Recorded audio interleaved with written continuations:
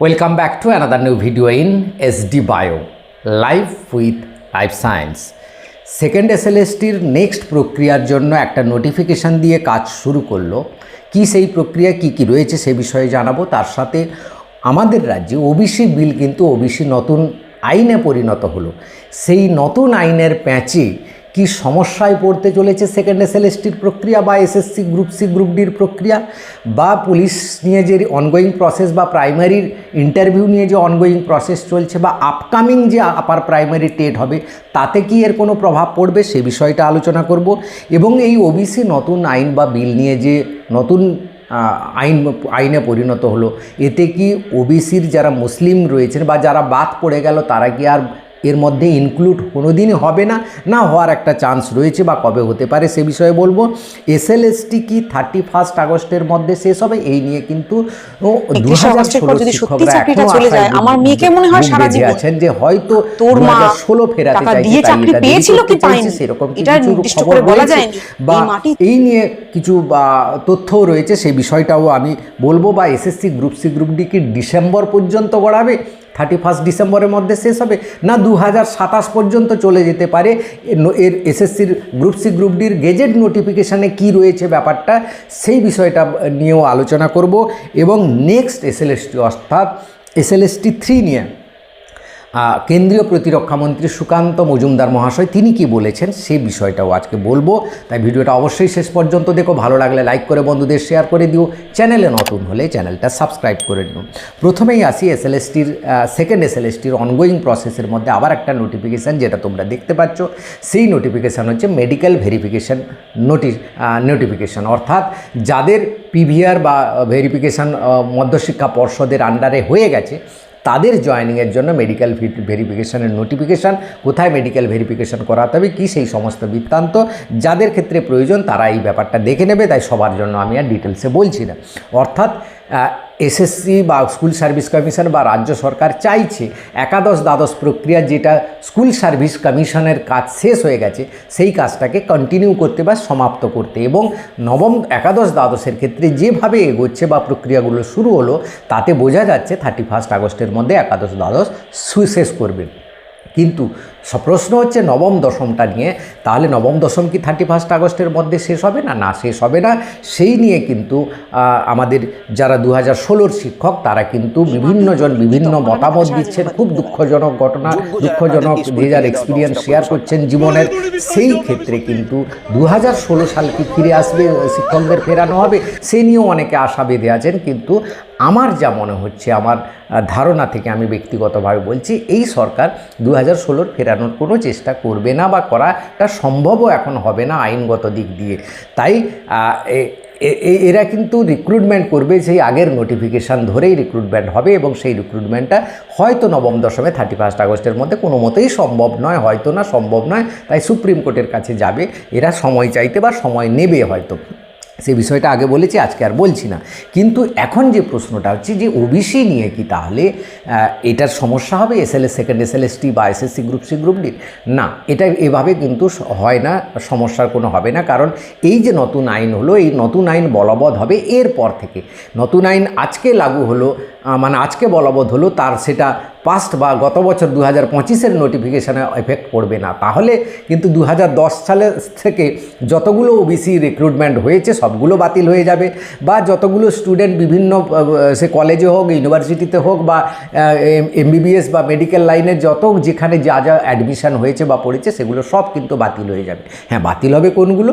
যেগুলো করাপ্টেড বা দুর্নীতিযুক্ত বা ভুয়ো সার্টিফিকেট তারা বাতিল হবে, কিন্তু পুরো নিয়মটা বাতিল হয়ে যাবে না। এই বিগত সরকার যে নিয়মে 2010 থেকে করেছে সেই রিক্রুটমেন্টগুলো বাতিল হবে না।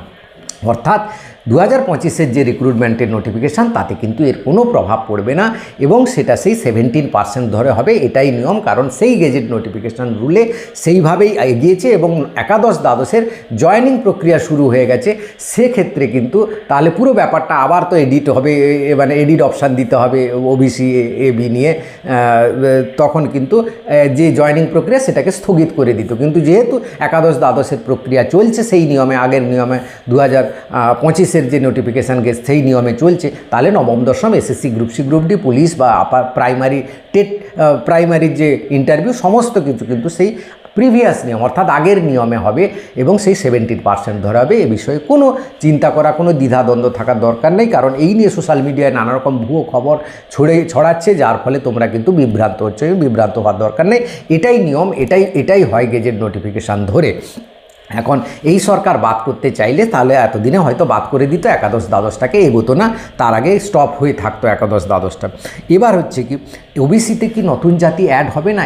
যে কোনো এই যে নতুন আইন হলো, এটা একটা অ্যামেন্ডমেন্ট, নতুন আইন নয়, এটা একটা অ্যামেন্ডমেন্ট হলো এবং এই অ্যামেন্ডমেন্ট আবারও পরিবর্তন হবে, কারণ সেইটা সরকার বলেই দিয়েছে গতকাল যে মানে আমাদের যে অনগ্রসর যে কমিশন তৈরি হয়েছে সেই কমিশন টাইম টু টাইম তারা সার্ভে করবে, তারা রাজ্য সরকারকে সাজেশন দেবে যে এই জাতিগুলো বা এই উপজাতিগুলোকে ইনক্লুড করা যেতে পারে এবং এই সার্ভে প্রক্রিয়া অনগোয়িং চলবে। এই সামনের বছর হয়তো 2টো, তারপরের বছর 3টে, এরকম 2000 মানে সেই সিপিএমের আমল থেকে হয়ে চলে এসছে। 93 সালে হয়েছে, তারপরে বিভিন্ন সালে হয়েছে, 2000 সালে হয়েছে, 2001 সালে হয়েছে, বিভিন্ন সময় বিভিন্নভাবে ইনক্লুড করা হয়েছে বা 2010-11 এরকমভাবে ইনক্লুড করা হয়েছে। তাই এখানেও ক্ষেত্রে ইনক্লুড করা হবে। তাই যারা বাদ চলে গেল ওবিসি থেকে তারা কিন্তু পুরোপুরি বাদ যাবে না এবং কিছু ইনক্লুড হলেও হতে পারে এবং মুসলিম সমাজ থেকে যেভাবে তার মানে একটা প্রতিবাদ বা অসন্তোষ দেখা দিচ্ছে, কিছু মুসলিম জাতিকেও ইনক্লুড করা হতে পারে পরবর্তীকালে।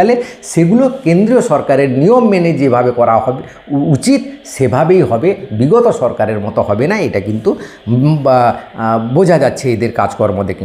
এবার এসএলএসটি কি 31 আগস্টের মধ্যে সম্ভব হবে না সেটা তো বললাম, কিন্তু এসএসসি গ্রুপ সি গ্রুপ ডির ক্ষেত্রে বলি সেটা কিন্তু 31 আগস্টের মধ্যে শেষ করার কোনো বাধ্যবাধকতা নেই, কারণ সেই অনুযায়ী কোনো সুপ্রিম কোর্ট বা হাইকোর্টের কোনো অর্ডার নেই কবে শেষ করতে হবে। কিন্তু এদের নোটিফিকেশান, গেজেট নোটিফিকেশানে যেটা দেওয়া আছে যে কাউন্সেলিং প্রক্রিয়া শুরু হওয়া থেকে এই প্যানেলের ভ্যালিডিটি 1 বছর থাকবে। তো এসএসসি গ্রুপ সি গ্রুপ ডির তো ইন্টারভিউ হয়নি, রেজাল্টই বেরোয়নি, ইন্টারভিউ হয়নি, তার কাউন্সেলিং প্রক্রিয়া যেদিন হবে তারপর থেকে আরও 1 বছর, তারপরে আবার রাজ্য সরকার চাইলে 6 মাস বাড়াতে পারে, সেই নিয়মের কথাও বলা আছে। অর্থাৎ এটা 31 আগস্টের মধ্যে শেষ হবে, তার কোনো মানে নেই বা তার কোনো বাধ্যবাধকতা নেই এবং এটা ডিসেম্বর পর্যন্ত গড়ালেও গড়াতে পারে বা 2027 পর্যন্ত হয়ে গেলেও আমরা অবাক হব না, কারণ যেহেতু এসএলএসটি প্রক্রিয়াটা পিছিয়ে যাচ্ছে, naturally SSC group C group ডিটাও আরও পিছিয়ে যাবে, সেইটাই হচ্ছে মানে সে বিষয়ে কোনো সন্দেহ নেই, এটাই হতে যাচ্ছে। এবার কত দূর পিছিয়ে হবে সেটা কিন্তু বলা মুশকিল আমার পক্ষে, বা তোমরা যদি জিজ্ঞেস করে সাল রেজাল্ট কবে বেরোবে, যে জুলাই আগস্ট মধ্যে রেজাল্ট বেরোনো না, তাহলে আগস্টের কি বেরোবে এরকম যে খবর উঠছিল বা প্রকাশ পাচ্ছিল, এদের যে গতি প্রকৃতি হচ্ছে বিভিন্ন প্রক্রিয়াগুলোতে যেভাবে এগোচ্ছে তাতে কিন্তু আর বলতে পারছি না যে আগস্টে বেরোবে। তাই এইটা নিয়ে আর প্রশ্ন করলে আমার কাছে কিন্তু এর সদ উত্তর নেই যে কবে রেজাল্ট বেরোবে। কিন্তু এদের মানে আমাদের এখন সরকারি নোটিফিকেশানের দিকে খবর মানে অপেক্ষা করা ছাড়া উপায় নেই, সে নবম দশমে হোক বা এসএসসি গ্রুপ সি গ্রুপ ডির হোক, কবে কি ব্যাপারটা হবে নোটিফিকেশান না বেরোনো পর্যন্ত সম্ভব নয়। এবং নবম দশমের ক্ষেত্রে যে প্রক্রিয়াটা বন্ধ হয়ে গেছে মেনলি সেটা হচ্ছে, যেটা জানা যাচ্ছিল কয়েকদিন আগেও বলছিলাম, যে ইন্টারভিউ বোর্ড রয়েছে যারা ভেরিফিকেশান বোর্ডে রয়েছে তাদের মধ্যে দুর্নীতিগ্রস্ত লোকেরা রয়েছে, তাদের আগে এরা সরাবে, নতুন নিয়োগ হবে, চেয়ারম্যান নিযুক্ত হবে, তারপরে কিন্তু নবম দশম গতি এগোবে। নাহলে নবম দশমে সেটা কতদিন লাগবে সেটা বলা আমার পক্ষে মুশকিল রয়েছে, বা কারোর পক্ষেও বলা মুশকিল, কারণ নোটিফিকেশান ছাড়া আর কিন্তু বলা যাবে না, কারণ নিয়োগ প্রক্রিয়াটা কিন্তু সেভাবেই কিন্তু এগোচ্ছে, বলার মতো আর কিছু জায়গা নেই আমাদের।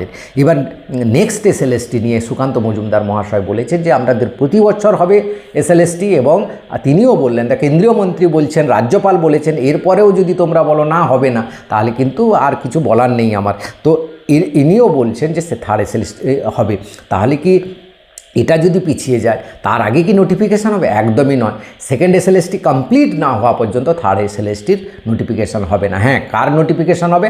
আপার প্রাইমারির একটা নোটিফিকেশান খুব শীঘ্রই হবে, কারণ আমাদের অর্থাৎ শিক্ষকদের একটা স্পেশাল টেটের ব্যবস্থা চলছে, তার প্রক্রিয়া চলছে, তার জন্য একজন টেকনিক্যাল অফিসারকে জয়েন করানো হয়েছে, তার নোটিফিকেশান ও বেরিয়ে গেছে।